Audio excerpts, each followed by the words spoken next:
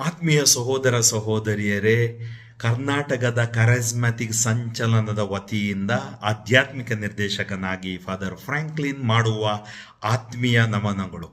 ನಮ್ಮ KRSC Karnataka regional service of communion coordinator ಆದ ಶಿರಿಯನ್ ರಾಂಪುರಂ ಮತ್ತು ನಮ್ಮ ಎಪಿಸ್ಕೋಪಲ್ ಅಡ್ವೈಸರ್ ಆದ ಅತಿ ವಂದನೀಯ ಪರಮ ಪೂಜ್ಯ ರಾಬರ್ಟ್ ಮಿರಾಂದ ಗುಲ್ಬರ್ಗಾ ಧರ್ಮಕ್ಷೇತ್ರದ ಧರ್ಮಾಧ್ಯಕ್ಷರ ಒಂದು ನೆರವಿನಿಂದ ನಾನು ನಿಮ್ಮಲ್ಲಿ ಕೇಳಿಕೊಳ್ಳುವುದು ಇಷ್ಟೇ.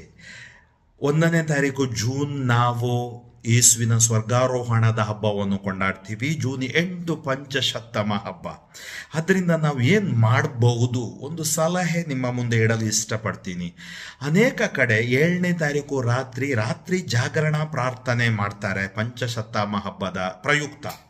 ಬಹಳ ಒಳ್ಳೆಯದು. ಒಂದು ವೇಳೆ ಅದನ್ನು ಮಾಡುವುದಿದ್ರೆ ಮಾಡಲು ಅಸಾಧ್ಯವಾದಲ್ಲಿ ನೀವು 7ನೇ ತಾರೀಕು ಸಾಯಂಕಾಲ 5ರಿಂದ 8 ಅಥವಾ 3ರಿಂದ 6 ನಮ್ಮ ಶಿವಮೊಗ್ಗ ಧರ್ಮಕ್ಷೇತ್ರದಲ್ಲಿ ಶನಿವಾರ 7ನೇ ತಾರೀಕು 3:30ಯಿಂದ ರಾತ್ರಿ 9:30 ಗಂಟೆ ತನಕ ಸುಮಾರು 6 ಗಂಟೆಯ ಪ್ರಾರ್ಥನೆಯನ್ನು ನಾವು ಇಟ್ಟಿದ್ದೀವಿ ಧರ್ಮಕ್ಷೇತ್ರದ ವತಿಯಿಂದ ಪವಿತ್ರ ಹೃದಯ ದೇವಾಲಯ ಪ್ರಧಾನಾಲಯದಲ್ಲಿ ಶಿವಮೊಗ್ಗ.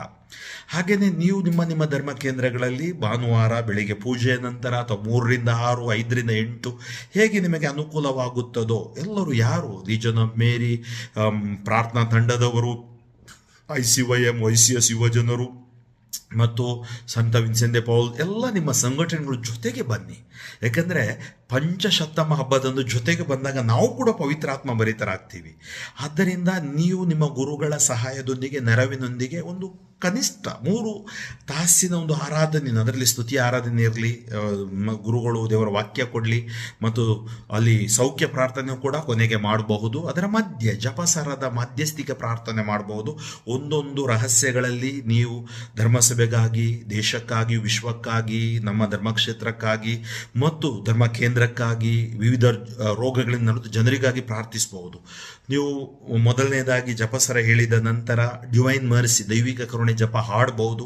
ತದನಂತರ ಒಂದು ಹಾಡನ್ನು ಹಾಡಬಹುದು. ಅದರ ಮುಂಚೆ ಬೈಬಲ್ ಒಂದು ಚಾಪ್ಟರ್ ಓದಬಹುದು, ಹಾಡನ್ನು ಹಾಡಬಹುದು. ಹೀಗೆ ಸುಮಾರು 1.5-2 ತಾಸು ಆ ಪ್ರಾರ್ಥನೆ ಮಾಡಿದಾಗ ಮತ್ತು ಕೊನೆಗೆ ಅಲ್ಲಿರುವ ಗುರುಗಳು ವಿಶೇಷ ಆಶೀರ್ವಾದ ಕೊಟ್ಟು ಆತ್ಮರ ಅಭ್ಯಂಜನದ ಪ್ರಾರ್ಥನೆಯನ್ನು ಮಾಡಬಹುದು. ಸಾಧ್ಯವಾದಲ್ಲಿ ಶಿರದ ಮೇಲೆ ಕರಗಳನ್ನಿಟ್ಟು ಪ್ರಾರ್ಥಿಸಲು ಅಥವಾ ತೈಲ ಇದ್ದಲ್ಲಿ ಅದನ್ನು ಹಚ್ಚಿ ಪ್ರಾರ್ಥಿಸುವ ಪ್ರಾರ್ಥನೆಯನ್ನು ಗುರುಗಳು ಮಾಡಬಹುದು. ಆದ್ದರಿಂದ ನಾವು ಪ್ರಾರ್ಥಿಸಬೇಕು. ಯಾಕೆಂದರೆ ನಮ್ಗೆ ಗೊತ್ತು, ಹಮಾಸ್, ಹಿಜ್ಬುಲ್ಲಾ, ಹೌತೀಸ್ ಮತ್ತು ಅಲ್ಲಿ ಇರಾನ್, ಯೆಮೆನ್, ಇಸ್ರೇಲ್ ನಡುವೆ ನಡೆಯುವ ಯುದ್ಧ ಎಷ್ಟು ಅಮಾಯಕ ಪ್ರಾಣಗಳು ಹೋಗಿವೆ.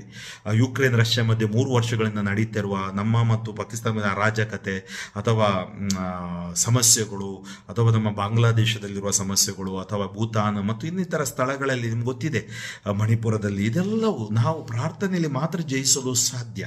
ದೇವರು ನಮಗೆ ಹೊಸ ಪೋಪ್ ಕೊಟ್ಟಿದ್ದಾರೆ, ಪೋಪ್ 14ನೇ ಲಿಯೋ. ಅವರಿಗಾಗಿಯೂ ಧರ್ಮಸಭೆಗಾಗಿಯೂ ನಾವು ಪ್ರಾರ್ಥಿಸೋಣ. ಮತ್ತು ವಿಶೇಷವಾಗಿ ನಿರಾಶ್ರಿತರು, ನಿರ್ಗತಿಕರು, ಅನಾಥರು, ಬಡವರು, ವಿದುರರು ಮತ್ತು ಆಸ್ಪತ್ರೆಯಲ್ಲಿ ಜೀವನ್ಮರಣ ಮಧ್ಯೆ ಹೋರಾಡುತ್ತಿರುವವರು, ಅವರಿಗಾಗಿ ನಾವು ಪ್ರೇಯರ್ ಮಾಡ್ಬೋದು. ಪ್ರೇಯರ್ ಮಾಡಲಿಕ್ಕೆ ನಮಗೆ ತುಂಬ ಇಂಟೆನ್ಷನ್ಸ್ಗಳಿವೆ. ಆತ್ಮೀಯರೇ, ಪ್ರಾರ್ಥಿಸೋಣ, ಜಯಿಸೋಣ. ಅದರ ಈ ದಿನಗಳಲ್ಲಿ ಮುಂಗಾರು ಆರಂಭವಾಗುವ ಸಮಯ, ನಮಗೆ ಹೆಚ್ಚು ಹಾನಿಯಾಗದೆ, ಯಾವುದು ಬಿರುಗಾಳಿ, ಚಂಡಮಾರುತದ ಥರ ಆಗದೆ ರೈತರನ್ನು ದೇವರು ವಿಶೇಷವಾಗಿ ಆಶೀರ್ವದಿಸಿ, ಕಾರ್ಮಿಕರನ್ನು ಆಶೀರ್ವದಿಸಲಿ. ಶಾಲಾ ಕಾಲೇಜುಗಳು ಆರಂಭವಾಗ್ತವೆ ಮಕ್ಕಳಿಗೆ, ಅದಕ್ಕಾಗಿ ಕೂಡ ನಾವು ಪ್ರಾರ್ಥಿಸೋಣ, ಜಯಿಸೋಣ. ಯೇಸು ನಮ್ಮ ಜೊತೆ ಇದ್ದಾರೆ. ಪವಿತ್ರಾತ್ಮರು ನಮ್ಮನ್ನು ಮುನ್ನಡೆಸಲಿ. ಅದರಿಂದ ಮತ್ತೊಮ್ಮೆ KRSC ವತಿಯಿಂದ ನಿಮ್ಮಲ್ಲಿ ನಾನು ಕೇಳಿಕೊಳ್ಳುವುದು ಇಷ್ಟೇ. ಇದನ್ನು ನಿಮ್ಮ ಮನಸ್ಸಿನಲ್ಲಿ ಇಟ್ಟು ಆ ದಿನವನ್ನು ವಿಶೇಷ ಪ್ರಾರ್ಥನೆಯ ದಿನವನ್ನಾಗಿ ಮಾಡಿ. ದೇವರ ಆಶೀರ್ವಾದ.